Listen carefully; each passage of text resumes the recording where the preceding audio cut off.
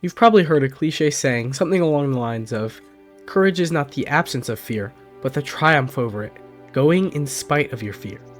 But I would argue that the Lord and the great Christians of the past call us to a different standard of courageousness. How is it different? Number 1. Intention and orientation. Christian courage is not driven by self-actualization, it's actually built on selflessness. The cliche makes courage a step you take to build yourself up. Overcome fear, gain self-esteem, and become great. These are ideas that the Christian thought rejects. We are called to overcome that fear to glorify God and in order to serve others. Most of the time that will require self-sacrifice and even detract from whatever internal greatness we could have possessed. The Christian's motivation isn't self-gain, but actually the love of Christ, which calls us to crucify our old self and ultimately find self-loss. 1 John 4 says that God is love, and that perfect love casts out all fear. So God is the one that casts out our fear and gives us courage. So Christ's call to courage would have us stand up for the vulnerable, or the sake of the gospel, which the world would not always endorse, as the result isn't such glorious conquering by us as individuals. Number 2. Result and hope.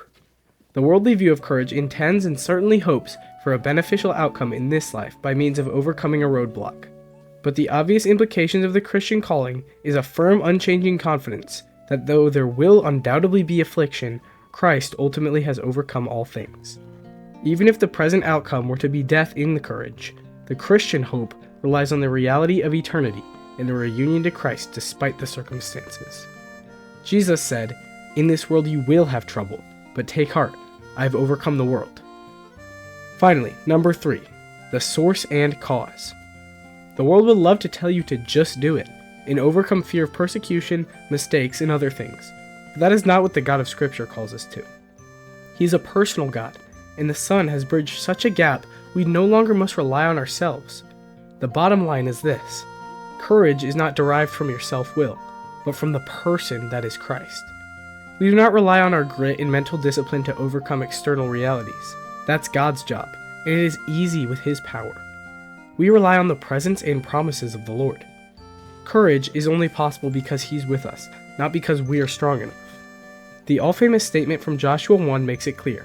It puts it this way: "Do not be discouraged, because the Lord your God will be with you wherever you go." The command of courage is not tied to your own internal identity. It's tied to your derived identity from Christ. Thank you to J. Pavlokin-Eanes for the general inspiration for this video. Leave questions, anecdotes, and discussion in the comments below. May the Lord bless you, keep you, and make His face to shine upon you.